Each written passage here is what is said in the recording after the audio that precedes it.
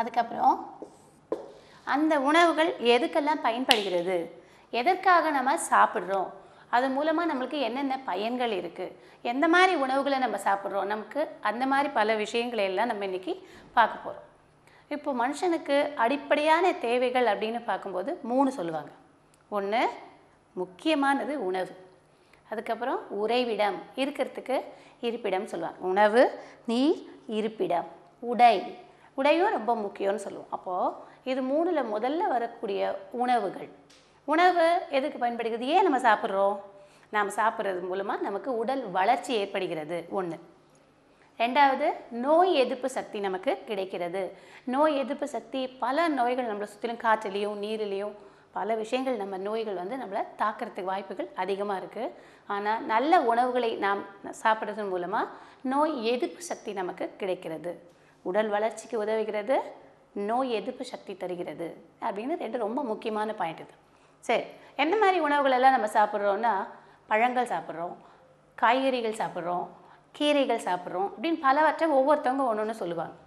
எல்லா உணவுகள்லேயும் 2 வகையாக தான் நம்ம பிரிக்கிறோம். ஒன்று சமைக்கப்பட்டது, இன்னொன்று சமைக்கப்படாதது. ஃப்ரெஷ்ஷாக அப்படியே பச்சையாக சாப்பிடக்கூடியது. என்னென்னலாம் பச்சையாக சாப்பிட்லாம், எதெல்லாம் சமைச்சு சாப்பிட போகிறோம் அப்படின்றத நம்ம பார்க்க போகிறோம். இன்றைக்கி ஒரு பள்ளியில் சில மாணவர்களை கேள்வி கேட்டாங்க, நீங்கள் நேற்று என்னென்ன சாப்பிட்டீங்க அப்படின்னு. அப்போ அவங்க கொடுக்குற பதில்களை தான் இப்போ நம்ம படிக்கிறேன், பார்க்கலாம்.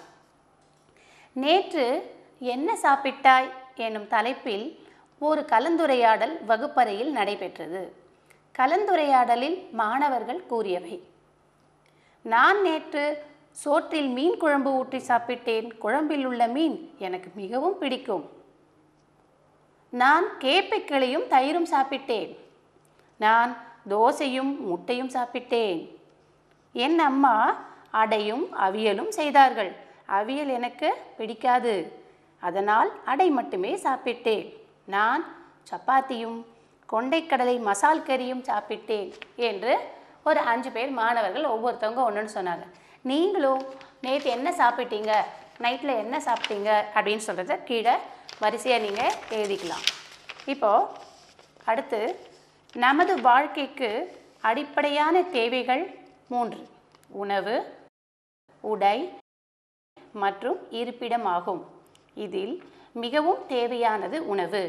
எல்லா உயிரினங்களுக்கும் உணவு இன்றியமையாதது. உணவின் தேவை: உணவு நமக்கு வேலை செய்ய தேவையான ஆற்றலை தருகிறது, உடல் வளர்ச்சிக்கு உதவுகிறது, நோய் எதிர்ப்பு ஆற்றலை தருகிறது. அடுத்தது, உணவுப் பொருள்களை 2 வகைகளாக பிரிக்கிறோம்னு சொல்கிறோம். இப்போ உணவுகளின் வகைகள் 2. ஒன்று என்னது, சமைக்கப்படாதது. சமைக்கப்படாதவை. 2 சமைத்த உணவுப் பொருட்கள்.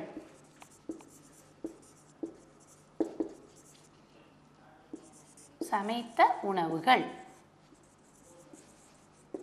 இப்போ இதில் என்ன வரும் அப்படின்னு கேட்டால், சமைக்கப்படாதவைன்னு சொன்னால் பச்சை காய்கறிகள்னு சொல்லும்போது சில வகை காய்கறிகள், இப்போ கேரட் இருக்குது, அதை அப்படியே சாப்பிட்லாம்.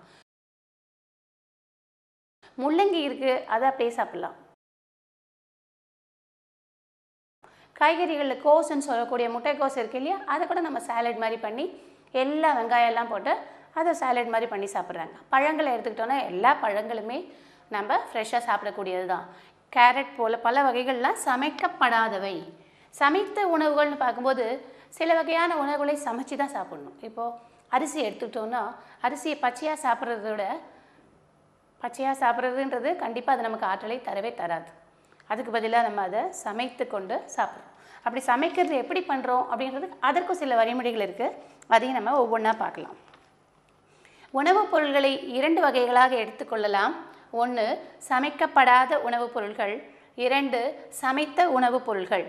சமைக்காமல் உண்போம்: பழங்கள், காய்கள், கிழங்குகள் முதலியவற்றை பச்சையாக உண்பதால் சத்துக்கள் வீணாகாமல் முழுமையாக உடலுக்கு கிடைக்கின்றன. நோய் எதிர்ப்பு ஆற்றல் அதிகரிக்கிறது. சமைத்து உண்கிறோம். எல்லா உணவுப் பொருட்களையும் நாம் பச்சையாக உண்ண முடியுமா? முடியாது. அரிசி, உருளைக்கிழங்கு, இறைச்சி போன்ற உணவுகளை சமைத்துதான் உண்ண வேண்டும். அவ்வாறு சமைப்பதால் உண்ணும் உணவு எளிதில் செரிக்கிறது.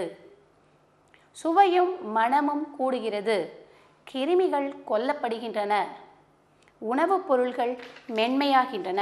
இப்போ பாருங்கள், இப்போது சமைக்கப்படாதவைன்னு பார்க்கும்போது அதில் என்னென்னலாம் ப்ளஸ் பாயிண்ட்டுன்னு சொன்னால், ஆற்றல் அப்படியே நேரடியாக நமக்கு கிடைக்கிறது.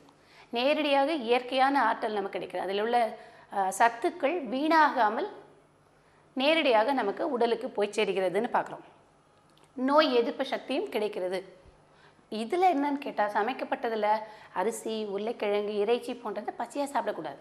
அப்போ சமைக்கிறது மூலமாக என்னென்ன நன்மைகள்னு கேட்டால் 3 விதமான நன்மைகள். ஒன்று, சுவையும் மணமும் கூடுகிறது. ஒரு டேஸ்ட் வருது. நல்ல வாசனையுடன் பொருள்கள் சமைக்கப்படுகின்றன. மசாலாலாம் சேர்த்து நம்ம பண்ணுறோம். ரெண்டாவது, கிருமிகள் கொல்லப்படுகின்றன. இப்போ இறைச்சி போன்ற இடத்துலாம் பார்த்திங்கன்னா கிருமிகள் நிறைய இருக்கும். அந்த கிருமிகள் சமைப்பதன் மூலமாக கொல்லப்படுகின்றன.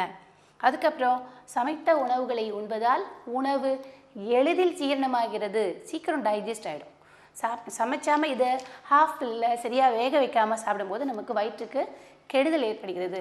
எனவே இது ரெண்டுமே நமக்கு ஆற்றலை தருகின்றன. உணவுகள் இரண்டுமே ஆற்றலை தருகிறது. ஆனால் சமைக்கப்பட்ட உணவுகளை நாம் கண்டிப்பாக நல்ல சமைத்து உண்பதால் மட்டுமே நோய் எதிர்ப்பு சக்தியும் நோய்கள் நமக்கு அண்டாமலும் நாம் அதை பாதுகாத்து கொள்கிறோம். 1, உணவு உடல் டேஷுக்கு தேவைப்படுகிறது. 2, சமைப்பதால் உணவின் டேஷ் டேஷ் கூடுகிறது. இட்லியை டேஷ் முறையில் சமைக்கலாம். சத்துகள் வீணாகாமல் விரைவாக சமைக்க டேஷ் பயன்படுகிறது. சமைத்த உணவினை மிதமான டேஷில் உண்ணுதல் வேண்டும். இப்போது இந்த 5க்கான விடைகளும் நான் சொல்லுவேன், எழுதி போடுவேன், நீங்கள் எழுதிக்கோங்க. 1, உணவு உடல் டேஷுக்கு தேவைப்படுகிறது. உணவு உடல் வளர்ச்சிக்கு. ஸோ முதல் விடை வளர்ச்சி. வளர்ச்சிக்கு. நம்பர் 2, சமைப்பதால் உணவின் சுவையும் மணமும் கூடுகிறது. ஸோ இரண்டாவது விடை சுவையும் மணமும். சுவையும் மணமும். 3வது, இட்லியை டேஷ் முறையில் சமைக்கலாம். இட்லியை நீராவியில் வேக வைத்தல் முறையில். அப்போ 3வது விடை நீராவியில் வேக வைத்தல் முறையில் சமைக்கலாம். 4வது, சத்துகள் வீணாகாமல் விரைவாக சமைக்க டேஷ் பயன்படுகிறது. உயர் அழுத்த கொள்கலன். உயர் அழுத்த கொள்கலன். Electric cooker. கொள்கலன். 5, சமைத்த உணவினை மிதமான சூட்டில் உண்ணுதல் வேண்டும். அப்போது 5வது ஆன்சர் மிதமான.